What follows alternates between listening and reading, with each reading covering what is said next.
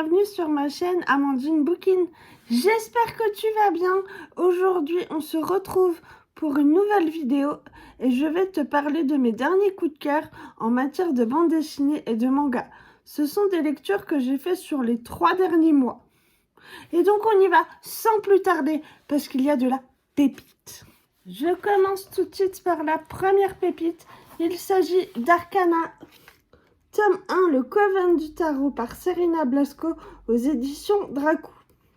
Pour la petite histoire, j'ai découvert les éditions Dracou au mois de janvier grâce à leur compte Instagram et ils font de très jolies BD jeunesse. Pour résumer Arcana, il s'agit de Flora et Fauna, deux sœurs jumelles âgées de 15 ans qui ont été séparées à la naissance.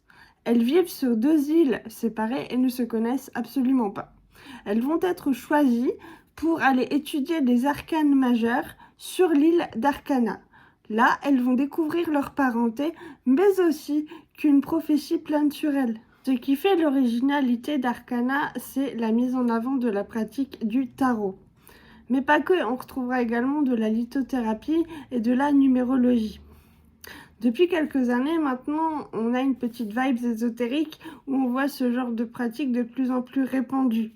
Et en fait, Serena Blasco, l'autrice, ne fait pas que surfer sur cette vibe, elle maîtrise totalement son sujet, elle est passionnée par le tarot et les oracles. Et en fait, elle s'appuie sur un type de tarot qui est le tarot du Rider-Waite, qui est un tarot un peu moins compliqué que le tarot de Marseille. Serena Blasco a poussé vraiment le travail jusqu'au bout, puisqu'il y a carrément des doubles pages hyper renseignées sur la pratique du tarot, de la lithothérapie, de la numérologie, de la magie en général, pour qu'un lecteur non aguerri sur ce domaine puisse comprendre et s'y retrouver. Au début de ma lecture, je ne pouvais pas m'empêcher de faire un parallèle avec Harry Potter de J.K. Rowling ou Magic Charlie d'Audrey Alouette, puisque nous sommes face à 2 jeunes héros, ils ont une 15aine d'années, vont entrer dans une école de magie pour pratiquer leur magie. C'est des choses qu'on commence à voir et à revoir régulièrement depuis quelques années. Mais en fait, l'univers, il est tellement unique et tellement solide que moi, lectrice, j'ai réussi à me détacher de tout ça, à y voir même des références au Seigneur des Anneaux avec les arbres qui bougent, qui parlent. Bon, j'y voyais aussi des légendes autour de la forêt de Brocéliande, car Serena Blasco est bretonne. L'autrice traite ses personnages d'une façon vraiment très intéressante. Elle y amène beaucoup d'inclusivité et de représentation. On aura des personnages non binaires, par exemple. Et c'est un fait qui est acté et normalisé par tous les personnages du récit. Subtilement, Serena Blasco va utiliser le pronom Yel. Et je trouve ça assez important pour le souligner, puisqu'aujourd'hui, nous sommes dans une époque où ce qui devrait être normalisé, ça l'est pas. Et je trouve vraiment chouette que l'autrice ait pu mettre de ses convictions à travers son récit. Ce que j'ai également aimé dans le traitement des personnages, c'est au niveau des arcanes majeures, que ce soit la couleur des maisons, les bâtons, les deniers, les coupes. En fait, les arcanes majeures prennent vie et prennent part à l'action. Pour moi, l'énorme plus de la BD, il est situé à la fin du livre. Serena Blasco et les éditions Dracou ont inséré un lien vers un site internet qui s'appelle l'Arcazine. En fait, c'est le magazine que nos héros lisent dans la BD. Et ce lien, en fait, te renvoie vers le site internet qui te permet de calculer, par exemple, à quelle maison d'arcane tu appartiendrais si tu étais dans l'histoire. Et voilà, je trouve absolument génial. C'est une immersion encore en plus dans l'univers. Vraiment, ils ont eu l'idée, ils se sont dit, on tient un truc et on ne lâche plus. Et c'est absolument génial. Voilà pour cette première pépite. Je passe tout de suite à la deuxième qui vient également des éditions Dracou. Je te présente donc le Grimoire Delphi, tome 1, L'île presque, d'Audrey Alouette, Christopher Arleston et Minnie Ludwin. Donc Audrey Alouette au scénario, donc j'en parlais juste avant, l'autrice de Magic Charlie. Christopher Arleston à l'illustration et Minnie Ludwig à la colorisation. Là encore une BD jeunesse où on y rencontre Elfie, une petite fille de 12 ans qui vit avec sa sœur chez leur tante acariâtre depuis le décès de leur maman, jusqu'au jour où leur sœur aînée revient de Londres avec un bus anglais qu'elle a transformé en librairie. Le début pour toutes les trois de nouvelles aventures. Et leur premier périple est d'atterrir sur une île bretonne où la population est secouée par de vieilles rancœurs pour un timbre perdu. Mais Elfie va découvrir qu'elle a hérité des pouvoirs de sorcière de sa maman et qu'elle a hérité d'un grimoire qu'elle doit nourrir de ses écrits. Ma première réaction à la lecture de cette bande dessinée est de me rendre compte à quel point Audrey Alouette est une conteuse de talent. Elle sait absolument comment réveiller l'enfant qui sommeille en toi, et j'ai eu la même réaction après la lecture du tome 1 de Magic Charlie. C'était waouh, et voilà, j'étais complètement subjuguée. Alors oui, c'est une BD très orientée jeunesse, mais même un adulte peut y trouver son compte. Le récit est tellement bien ficelé, bien amené, que j'avais vraiment envie de partir en bus avec les trois sœurs, de partir à la découverte de la Bretagne. Moi qui pensais toujours que les récits fantasy, pour être vraiment magiques, il fallait qu'ils se passent loin, que c'était plus facile d'imaginer quelque chose qui se passe dans une vieille campagne anglaise, par exemple, que là, la Bretagne, ça donne clairement envie. Clairement, part en vacances en France, quoi, c'est trop bien. Alors c'est vrai par exemple que cette BD est vraiment orientée jeunesse, puisque même par exemple les collages dans le journal intime d'Elfie sont très jeunesse, la typographie est orientée jeunesse. Voilà, on a des doubles pages dans la bande dessinée qui sont vraiment un format jeunesse, mais des doubles pages qui sont vraiment très très belles pour le coup. Je vais te montrer. Voilà. Franchement, à aucun moment, j'ai vu dans le récit un récit infantilisant. C'est-à-dire que moi, qui ai 33 ans, j'ai vraiment aimé ce récit. Je suis rentrée dedans à fond. J'ai tout aimé. Il n'y a rien qui m'a semblé bébête ou bébétisant, quoi. Pour moi, cette lecture, ça m'a rappelé toutes mes lectures d'enfance et tout ce qui s'y rattache. Alors même si on est avec des personnages qui ont une dizaine d'années, ils vivent des vraies problématiques de vie. Ils vivent des vrais moments difficiles ou vont vivre des moments difficiles. Par exemple, la sœur d'Elfie, elle est porteuse d'un handicap moteur et c'est pas facile à gérer quand on est une petite fille de 12 ans. Les aléas de l'éclairage dans l'appartement, je brille sous le soleil. La luminosité est très changeante, donc voilà pourquoi tout d'un coup je suis très sombre et après très claire. Je suis désolée, hein, c'est les aléas du technique. Ce que j'aime dans cette BD aussi, c'est la façon dont Elfie découvre ses pouvoirs. Elle le fait avec la fraîcheur et l'innocence de l'enfance. À aucun moment elle se dit oh, c'est dans ma tête, je suis folle, qu'est-ce qu'il faut que je fasse? Et c'est pas non plus oh, de grands pouvoirs impliquent de grandes responsabilités. Non, c'est vraiment elle accepte les choses telles qu'elles sont, elle prend comme ça vient, et le système de magie surtout est très intuitif, très intelligent, original et n'est pas sans rappeler Magic Charlie. Si tu ne connais pas Magic Charlie, je t'invite à le lire et tu me rediras des nouvelles. Autre point que j'ai beaucoup aimé également, c'est que Audrey Alouette laisse les enfants à leur place d'enfants. C'est-à-dire que les sœurs, elles se bagarrent. Oui, ce sont des adolescentes, des pré-ados, donc il y a des chamailleries. Il y a aussi un petit peu de jalousie par rapport à l'attention qu'on peut porter à la sœur d'Elfie, qui est porteuse d'handicap, comme je le disais tout à l'heure. Et ça, c'est vraiment super chouette, en fait, parce que ce sont des réactions d'enfants à un âge d'enfant.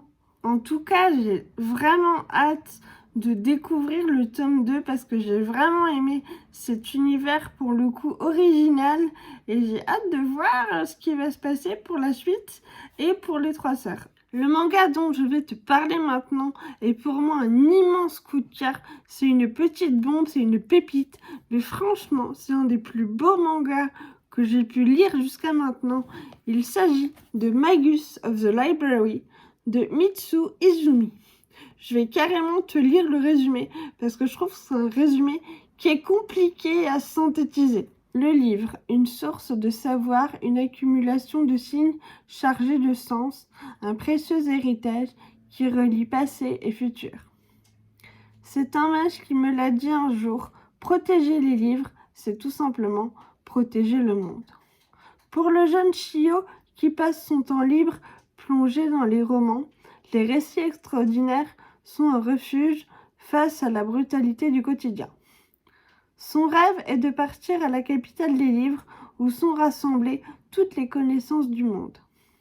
Un projet utopique pour un gamin sans ressources, jusqu'au jour où des envoyés de la fameuse bibliothèque centrale débarquent dans son village. Le miracle qu'il appelle de ses vœux depuis longtemps est-il sur le point de se réaliser? Magus of the Library est une ode à la lecture et un formidable appel à l'aventure. Au carrefour des mille et une nuits, des récits de pirates et d'heroic fantasy, c'est un terrain de jeu rêvé pour l'enfant qui sommeille en nous. Voilà ce récit prometteur qui m'a fait baver d'envie. Je suis vraiment ravie d'avoir découvert cette pépite. Ce premier tome est tout simplement magnifique, sublime. Les illustrations sont somptueuses, les décors sont magnifiques, les dialogues sont super intéressants. Franchement, si tu connais pas, je vais pas te spoiler l'histoire, mais vraiment mène-les dedans parce qu'il y a vraiment des réflexions philosophiques, des échanges entre les personnages qui sont parfois vraiment très beaux. Franchement, au niveau des décors, ce livre m'a fait penser un petit peu à la route de la soie, à la Mongolie avec les tapis. Je ne sais pas si c'est le cas, je verrai dans les tomes suivants. Mais vraiment, j'ai beaucoup aimé. Ce qui me plaît également, c'est que Chio, le petit garçon qui a une dizaine d'années, est en fait une espèce de personnage qui a une quête initiatique, un voyage à parcourir. Mais en fait, il n'en fait pas des caisses et les éléments narratifs s'enchaînent assez rapidement pour finalement que le lecteur accroche bien à l'univers. Pour moi, c'est un des mangas les plus aboutis que j'ai pu lire jusqu'à maintenant. C'est dire à quel point celui-ci m'a beaucoup plu et j'ai urgemment besoin de la suite. C'est presque un besoin vital de savoir la suite. Vraiment, je suis époustouflée, ébahie. Je vais te montrer, il y a des doubles pages d'illustrations qui sont magnifiques. Voilà, j'ai rien à redire à ce niveau-là. Ce qui me plaît d'autant plus avec ce manga, c'est que des valeurs comme la connaissance, l'expérience sont mises en avant et que l'autrice n'hésite pas à pointer du doigt les discriminations que Chio peut subir en tant que gamin pauvre. Je pense honnêtement que si j'avais un manga à recommander, si tu n'as jamais lu de manga, c'est celui-là par lequel il faut que tu commences. Si tu aimes les livres, si tu aimes les récits d'aventure, on est complètement dedans, c'est hyper immersif. Moi j'étais dedans, clairement, j'ai aimé tous les personnages. Un autre manga qui m'a beaucoup plu pour son originalité, il s'agit du premier tome de La petite faiseuse de livres de Miyakatsuki et Suzuka. Dans ce premier tome, nous allons rencontrer brièvement une jeune étudiante qui décède brutalement, écrasée par sa bibliothèque. Et elle va se réincarner dans le corps d'une petite fille d'une dizaine d'années, à une époque où les livres n'existent pas. Et sur le côté doudou du manga, parce que les dessins sont vraiment très beaux, le trait est léger, je vais te montrer, c'est vraiment de belles planches, de belles illustrations. Il y a un côté assez drôle ou sarcastique, puisqu'au final, la première chose que Main demande après être sortie du coma, c'est un livre. Toute personne sensée, selon moi, quand on se réveille dans le corps qui n'est pas le sien, c'est de chercher l'origine du pourquoi on est là. Et en fait, Main a vraiment une obsession pour les livres, à tel point que parfois, elle va surréagir, et moi, ça m'a fait beaucoup rire. Je trouve aussi que ses réactions sont en décalage avec le monde et les personnes qui l'entourent. Ce qui rajoute en fait du comique à la situation. Mais c'est vrai que pour elle, c'est pas forcément drôle du coup. Pour moi, Maine s'attache et s'attarde beaucoup plus à l'objet livre qu'à une histoire en particulier ou à plusieurs histoires. Et c'est un petit peu dommage en fait. C'est ça aussi qui rend le côté surréactionnel de la chose. J'ai également aimé un petit côté instructif de ce manga parce qu'on apprend aussi comment les livres sont fabriqués et j'aime bien ça en fait, ce côté-là, j'ai beaucoup aimé de l'histoire comme j'ai beaucoup aimé les relations que Maine construit avec les personnes autour d'elle. Même si j'ai beaucoup aimé, évidemment, j'ai envie de savoir la suite, mais pas autant que Magus. C'est sûr que j'ai lu La petite faiseuse de livres après Magus. Du coup, c'est un changement d'univers et ça donne moins faim, ça donne moins envie. Mais j'ai quand même envie de savoir la suite. Il y a une série, un manga en particulier, dont je parle énormément et que j'ai découvert grâce à Laure l'Enluminée, c'est la saga Minuscule de Takuto Kashiki. C'est un bonbon et pour moi le plus joli manga quand j'ai pas le moral, voilà, quand ça va pas, je lis Minuscule. J'ai lu le tome 1 il y a quelque temps, voilà, les couvertures, elles sont absolument sublimes et ça donne vraiment envie. Et là, il y a quelques semaines, je te le montre, j'ai lu le tome 2. Akumei et Mikoshi sont deux amis et colocataires qui mesurent 9 cm de haut et qui vivent dans la forêt et qui parfois se déplacent à dos de scarabées. Minuscule est un univers pacifiste et très poétique en fait. Il n'y a pas de problème. Les seules problématiques que les personnages peuvent avoir se résolvent assez facilement. C'est voilà, ça fait du bien au moral quand ça va pas. Honnêtement, voilà, lire Minuscule, c'est un bonbon.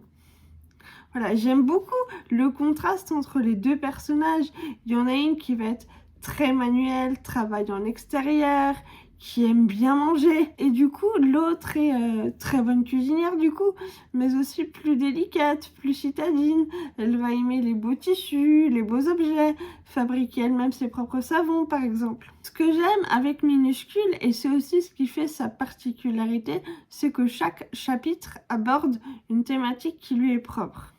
Et ça permet à nous lecteurs de découvrir un endroit, un nouvel habitant, voilà, une coutume propre à l'univers de Akumei et Mikoshi. C'est toujours un émerveillement, la forêt abrite de nombreuses créatures, elle a un brin surnaturel, voilà, c'est beau. C'est toujours un immense plaisir de lire Minuscule, de découvrir le quotidien d'Akumei et Mikoshi. Ce sont vraiment deux personnages que j'adore. J'adore les dessins, le côté doudou, tout va bien, c'est presque enfantin, c'est plein de bons sentiments et je pense qu'on est dans une période où on en a besoin encore aujourd'hui avec tout ce qui se passe. Ça fait énormément de bien de se mettre sous un plaid ou pas avec une boisson chaude et de lire ça. C'est un vrai bonbon, c'est un carré de chocolat, c'est l'enfance en fait. Et voilà, c'est tout pour mes coups de cœur du moment en matière de BD manga. J'espère que la vidéo t'aura plu.